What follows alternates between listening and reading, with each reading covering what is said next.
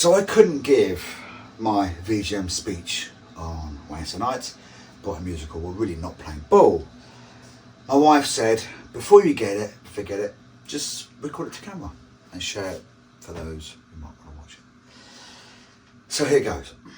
Welcome everyone to the VGM annual Game Audio Drinks night here at Develop in 2236. My name is Andrew Barnabas. Please just call me Barn. And as many of you may already know, tonight is a little bit special. It is the 20th anniversary of this event. And as such, it seemed befitting that I should say something to mark this auspicious anniversary. And what made most sense was to tell everyone how we've got here. How has this all come about? And to many people, you may have absolutely no idea who or what VGM is. So it actually pretty much started as I started my career. So as a youngster, I kind of knew that I wanted to write music for games, but I really didn't have any clue how to do it. What I did do though, is I was good at a bit of a blag. I would like to go to play the latest games at the European Computer Trade Show, ECTS and PCW show in London. They happen a couple of times a year, and the great thing about it is I realised a little trick. If you put a company name down on the registration form, you can get in for free. So I made up a company name, and I also thought, what can I do to make a 17-year-old look respectable? I put him in a suit. So I went along, I was playing games, and at one point, some lady just looked at my badge on a stand and she said to me, so what do you do? I said, oh yeah, I like music. Oh, do you have a business card? No. Do you have a show reel? No, sorry. However, if you give me your details, I'll send something to you. That was enough of the spark, which I needed, to think, oh, maybe I could go and do this. I offered this to other games companies who are showing a booth that year. Now, fortunately, having had a few years at that point of writing music in the demo scene, I landed my first commission within a matter of months. It was a very successful shoot 'em up on the Commodore Amiga. So the next year I went along to ECTS and PCW show. I was now a fully fledged freelance composer, aged 18. And it was a hustle while I was studying for university. So not only was I going around offering my services as my music, the most relevant here, if anyone's badge had something sound, music, voice, sonically related, being the social type, I just go and introduce myself. Hi, I'm Barn, give my details, share them, just on the off chance they might need a bit of help. I carried on doing this throughout my university years, and by the time I graduated, I knew that I wanted a job as an in-house guy. And at that point, now having had 7 games under my belt, I had my choice of job. And I chose to go to a company called Millennium Interactive in Cambridge. Largely because they built the best studio I had ever seen. You had 3-room complex, equipment room, live room and control room, decent desks, decent outboard gear. They spent 300 grand on this. And they had 32-track Pro Tools in 1995. And they gave it to me, a 22-year-old kid. Brilliant. Now, I carried on going to these trade shows to play games, but rather than offering my services to help, I now wanted help. The help I wanted was because in those days, development studios were around less than 100 people. Millennium had around 65, 70. An audio department size of 1. So the first big game they got me to work on, it was on 5 platforms, 4 of which I had never worked on before. How do you write music on the 3DO? Fuck knows. But Jay Whiteley at Electronic Arts, he can probably help me out. How do you write music on the Sega Saturn? Fuck knows. But Richard Jakes, hi tonight, he can probably help me out because he was at Sega at the time. And I remember the producer came up to me and said, Barn, we're really proud of this wonderful pre-rendered FMV intro sequence for this game. It looks amazing. Could we mix the sound in Dolby? I was like, fuck knows. But I'll give Rick Eade a Dolby a shot. just fun. I was enjoying myself. And then a couple of years after I joined, Sony were publishing a game Millennium were making called Medieval. They loved the game so much they bought the studio. So Millennium became Sony Cambridge. But I noticed an interesting trend in these first 2 or 3 years. What started as like once every maybe month or two became 3 or 4 times a week. I was starting getting calls from people in a similar boat to me. Freelancers were predominantly in-house guys and girls needing help. They were on their own, they didn't know anyone else to ask. Hey, Barn, do you know how to do X and Y? No, but you know what? I think D can do that. D, can you help them out? And it got to the point where it was coming, a lot was happening a lot of times during the week. And I realised something. These guys all knew me, but didn't know each other. It's a bit hot in here now without my aircon on. I thought, what can I do to change this?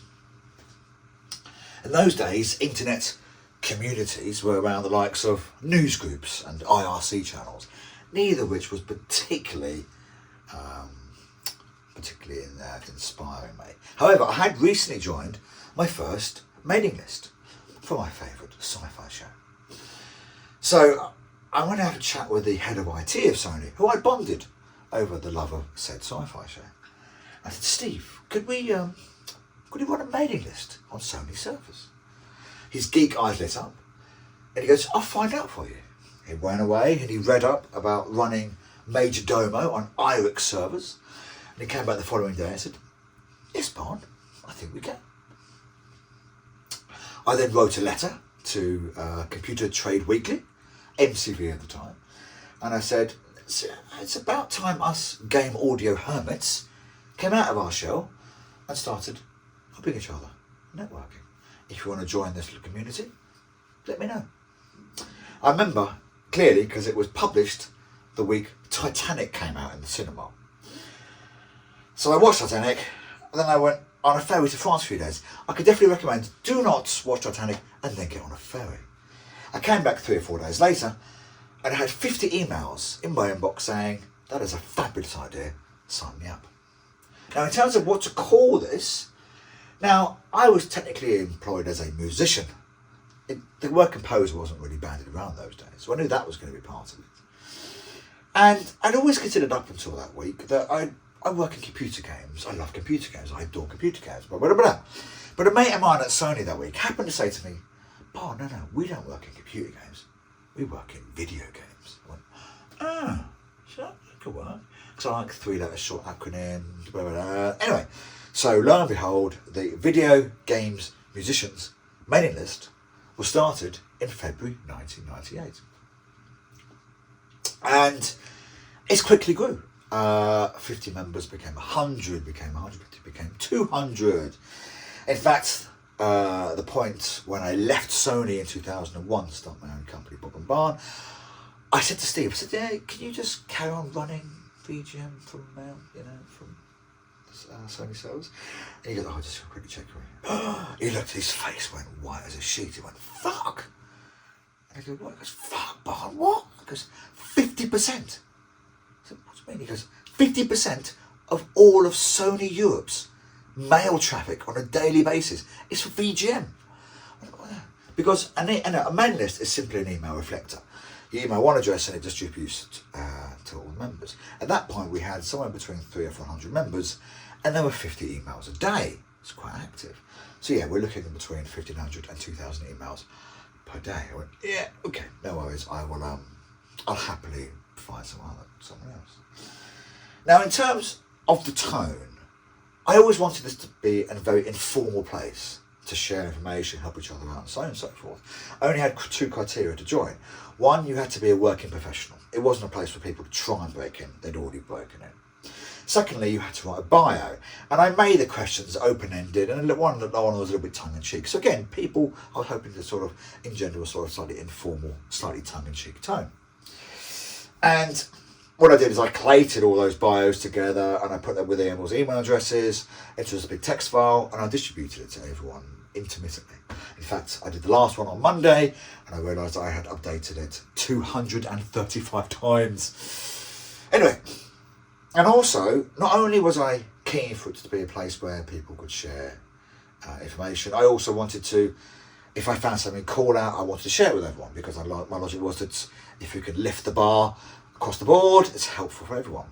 So one year I was very into mastering soundtracks, and then one year I managed to persuade Sony for the first time ever to part with the budget for a live orchestra, and I told everyone how I did it. Membership wise, we're looking around 50% were in Europe, about a third were in North America and Canada, and the rest were dotted around Australia, Japan, South America, and so on and so forth. And it was growing. It was growing. And not only was it a great place to sort of share information, people were enjoying that, but it also became a place where meetups were suggested. I organised ones at ECTS. I used to call them face to email. And people in America were organising ones at GDC and E3 and whatever there was some kind of conference or trade event which people would be gathering.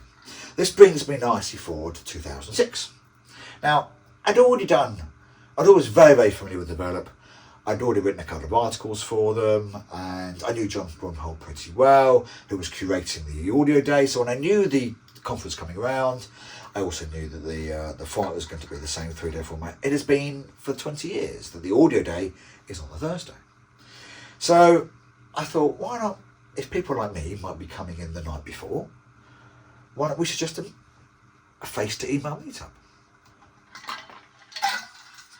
I found a pub about 10-15 minute walk from the venue, so it wouldn't be full of people from the conference. It had 3 floors, it had a balcony, but most importantly, it had dark alcoves.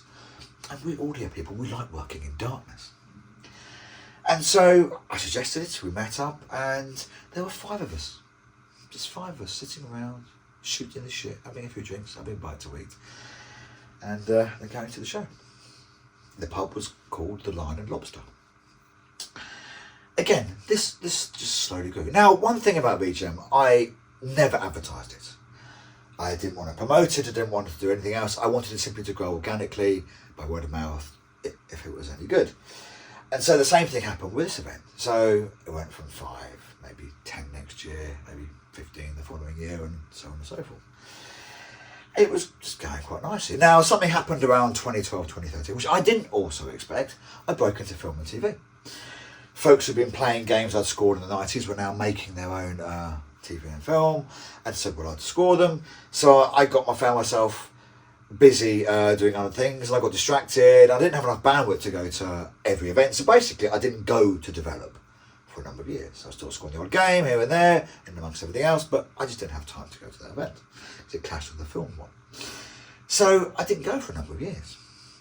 And then something else happened. Around 2021, the company who was running the VGM software, just stopped running it. No word of warning, nothing at all. So, no, not running it anymore. Now, at that point, I didn't really notice because the bandwidth on the main list was so low. It's a few emails, probably a month, not even that. Because I always think that things have a time. There's a bell curve, it has its moment, it rises, it peaks, and it falls off. And I just thought it had fallen off. But then folks started emailing me and said, actually, it's not working anymore. Do you want to look into it? I went, oh God, so it isn't. I found another company to host the software, but they said everyone's got to sign up themselves. So I'd have to write to everyone, get them to write to me, and I always have to again. At that point, I said, it might not be, if it's had its day, I'm happy to let it have its day. Because in those days, when I started it, there was no WhatsApp, there was no social media, there was no Discord, there was no other way of these things. But these things have all now existed now, so I thought everyone had gone elsewhere. But much to my surprise, when I asked folks if they wanted to carry it on, most of them said yes. So very quickly, I had about 200 folks signing up. And quite a few of them said to me, we haven't seen you for a number of years, Barn. Do you want to come back to Develop? I went, oh, I've got a bit of time now. Oh, maybe I will. So 2022, I rang up the Lion and Lobster and booked it for the same time. And they said, how many people? I said, well, last time I was there was about 30, so maybe 40, 50. Yeah. 180 people showed up. Overwhelmed, understaffed, pretty packed. But they stayed open for an extra 2 hours. But the landlord that night, he hugged me and said, "Barn, thank you for bringing this to us for all these years. We've made a fuckload of money." Oh, okay, thank you. You're welcome. Following year, it's the first year we hit capacity in the pub. And the following year, 2024, hit capacity in the pub at 8:10 in the evening. So my phone was going mental. I mean, to be fair, the Euros were showing, so it wasn't all VGM folks. And also there was a Doctor Who there, Matt Smith. He was filming a show that the producer I'd worked on, it turned out. So, and people, I hadn't really even thought about this, but people at other events were now sort of pulling me aside and saying, "Barn, you do know you need to move this. We have outgrown the venue." And it's something which I was like, "Oh my God, you're right. I hadn't really thought about it." So I asked around, took some advice from people local. The lovely Alex Jones, pink-haired lady you might have seen around. She recommended 3 venues, and I picked the one we're here tonight, the Brighton Musical. And as folks know, that last year's one didn't go quite smooth as I would have liked, simply because when some random dude rock someone said, "By the way, guys, I can bring hundreds of people on a random Wednesday night," they went, "Yeah, no, we don't believe you. You're not a rock star." So they only catered for 100, and as we know, hundreds of people showed up. Now, hopefully this year's been better, but actually, to be honest with you, I think you probably all agree, they were a bit of a nightmare. They wouldn't let me give a speech on stage, they wouldn't give me band play, they wouldn't stop bringing people in about 20 to 10, it was just all across. They really annoyed me. So I'll be finding another venue next year. But I still at least say thank you for coming. But speaking of drinks, what I had done, which you will all be aware who were there, is that I had in my hand an envelope of 100 free drink vouchers, courtesy of the American Society's Society of Composers and Lyricists and Game Audio Network Guild, who are very kindly sponsored my event because they support the community. And so yes, I'll be distributing those. As you know, I just walked around and gave ones out to everyone. And the other thing I want to do a bit of a shout out to, as you might have seen on the some of the tables, lovely chap Daniel Murdoch was releasing his first ever plugin today. A very little tiny but very sweet little instant tap delay, instantly creative sound design plugin called Takoyaki. So do check it out. It was launched today and there's some discounts on there. And so yeah, so this pretty much brings me up to date. So VGM, the Video Games Musicians Mailing List, is what prompted this. That's been going for 28 years, and this has been going for 20 years. When I look around people, I am enormously humbled at just how far this has gone. This was 5 of us back in 2006, and this is best part of the number of people who signed up to come to this event was 500, 100 times more. We lost a few for the football, so hopefully they'll be back next year, but we had at least, I think, between 300 and 400 people there tonight.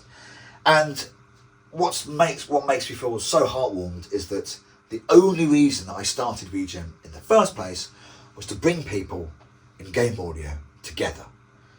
So I'm very humbled to think that it has worked and it continues to work. So I think all I have left to do now is simply say thank you everyone for coming.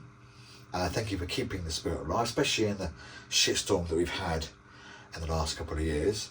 And I would like to say, raise a toast. Long live the spirit of game audio. Cheers.